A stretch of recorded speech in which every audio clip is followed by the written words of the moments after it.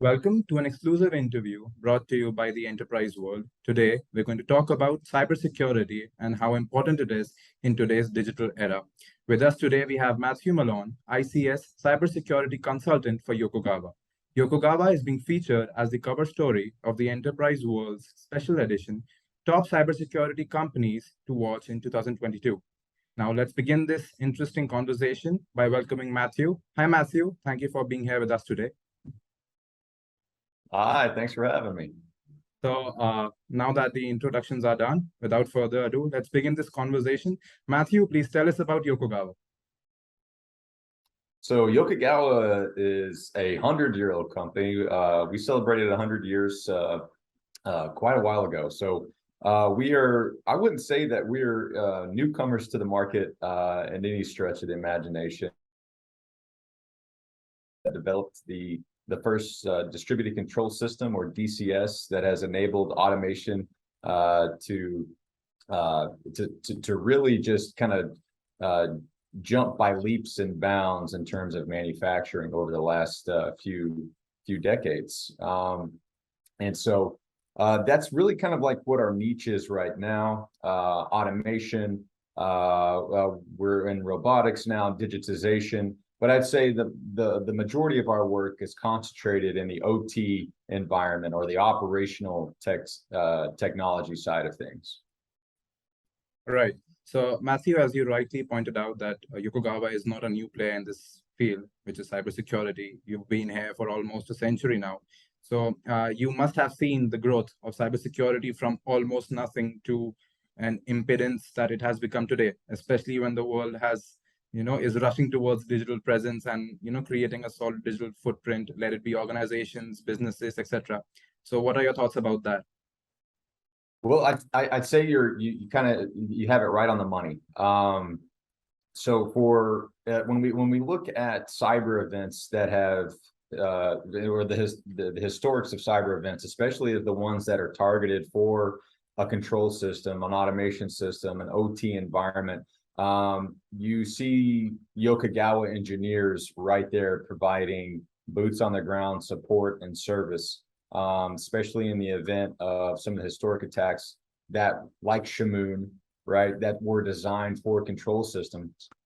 And as time has progressed since that, we're seeing more and more cyber attacks that are designed for a control system, especially if it's going to have a deeper impact into a country or region's critical infrastructure, right? In more of the current events type situation, we're seeing attacks on Ukraine power grids and things like that. So we're seeing more than just the basement dweller script kiddie who wants to try to disrupt something, to attacks that are crafted and carried out by nation state actors. Right. So Matt, that brings me to my next question. As you said, that the vulnerabilities and people with malicious intent towards different digital products are using highly mechanized and specialized attacks, okay, which counter effect the solutions that cybersecurity companies are building today. So where is Yokogawa's take on that, and how Yokogawa prepares its services to meet those, highly organized cyber attacks? So we have, I guess I'd say the flagship solution we have is our lab that is headquartered out of Singapore, as well as our various globally positioned security operations centers. And from those points of view, we're able to provide 24/7 monitoring and service, as well as other type of warning infrastructure, reporting based off of KPIs and things like that. So Matt, that brings me to my next question. As we saw that cybersecurity went from almost 10 to 20 in points to 120, 150. We're seeing a rapid evolution, especially in the IT industry, where cybersecurity is much needed. Since the COVID time, cybersecurity and its need has just shot up. Now we've got automation, we've got AI, we've got ML, we've got NLP. So where do you see the future of cybersecurity? And in that future, where do you see Yokogawa standing? Well, I think we're going to continue to see Yokogawa as a leader in terms of cybersecurity for industrial automation. But you're also probably going to see us kind of make some leaps into the enterprise network as well. OT, IT, fusion is not a new concept. It's been around for a decade. Again, we were part of that. And so as we see some more IT type tools make their way down through the demilitarized zone, level 3.5 into the process control network, I think you're going to see more of Yokogawa's tools start reaching up into the business and the enterprise network, providing some of, we're already providing some of those key tools that are helping businesses run their manufacturing. And so along with that is going to need to be the protections that go along with that, especially when we talk about, you mentioned COVID, right? We were one of the first automation companies providing remote access for companies that would not allow operators into sites because of social distancing and things like that. Each one of those remote access solutions had inherent cybersecurity solutions to go along with it to protect them. I think you're also going to see more security features in smart devices as they go down the Purdue model, right? So if we have most of our endpoints, our typical endpoints, I would say, at level 3.5, level 3, and level 2, the level 1 devices, as they continue to build in technology, are going to have more inherent security features. We're going to see more of the third-party testing for ISA secure, level 1, level 2, things like that.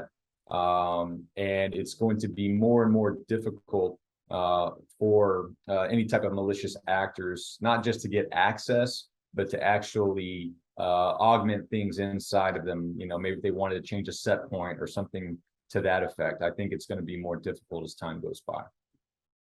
Right.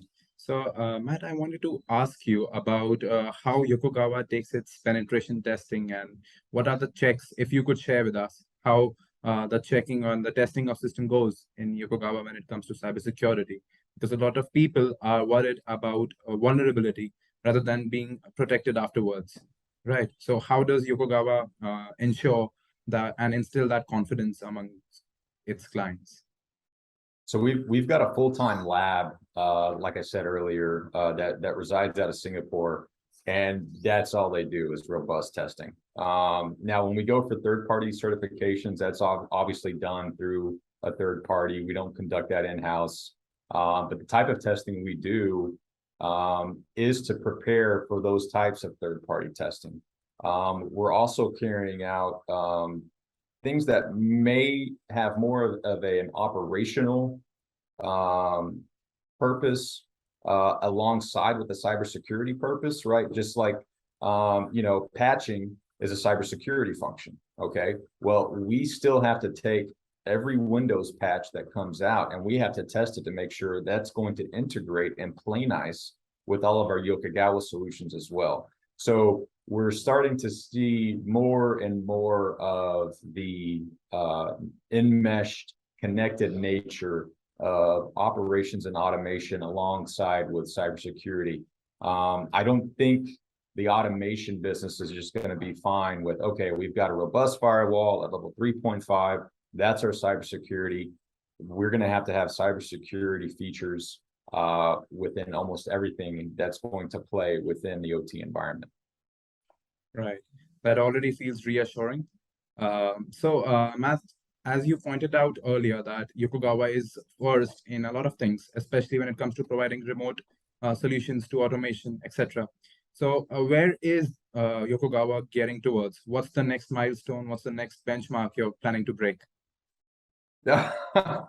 You'll have to get with PR on that one. I'm not at liberty to disclose any of our any new features or products and everything like that. I'll just say that I'm very proud of the direction that we're going in right now in terms of addressing the ways to reduce cyber attack for our clients in the automation business. Right. So my next question to you is, Matt, how do you handle the competition in the market? How do you handle it personally and professionally?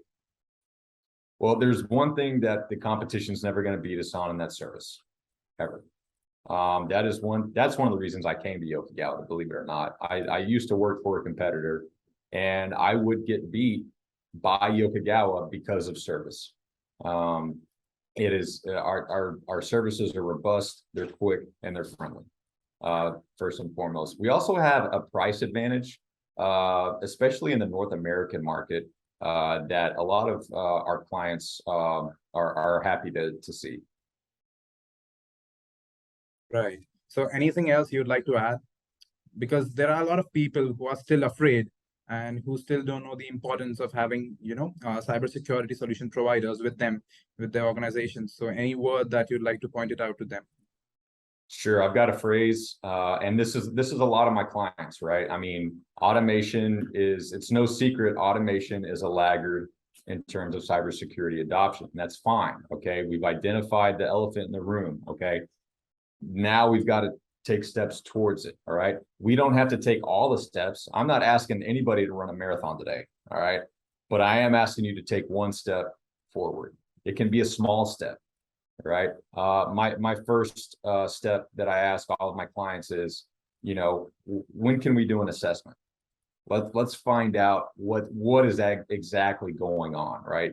I don't think just haphazardly applying cybersecurity solutions, especially to a DCS or any control system for that matter, is probably going to get you all of the net benefits over a long term. But if we start smart, if we start small, we do an assessment, right? Then we can that's kind of like taking the look under the hood, right? If you want to look at Yokogawa as a race car, we're the pit crew for the Indy 500. We're not racing, right? We're not behind the steering wheel, but we're going to do everything we can to make sure that your car is going to be the one to get you over the finish line first, right? So trust us in that aspect. Start small. Let's look under the hood. Let's do an assessment. Then from there, we can start making a priority list, all right? That can be something to the effect of, hey, man, you've got this operator control station. You're still running an outdated OS, right? It's passed into life. It's passed into service. We have to migrate that first and foremost. Or it could be, we recommend that your patching program is fantastic, but you're spending 15 hours a week just doing patching. That's not sustainable, right? Maybe we can, start looking at an automated WUSIS type patching program that's going to help you save that time, and you can redirect those hours elsewhere. That's the type of consulting practice I provide upfront to kind of give a holistic view for reducing the risk of cyber attack. Right. Thank you so much for that. So, guys, this is a wrap from us. Once again, I'd like to thank Matthew. Thank you for being here with us today and sharing your valuable insights. So with this, we're coming to the end of this interview. You can read more about Yokogawa, their company, the journey, their story, and a lot more insights on Enterprise World's top 6 cybersecurity companies to watch in 2022. And for more exclusive videos and related content, you can keep checking our website. Thank you so much. Thank you. Take care.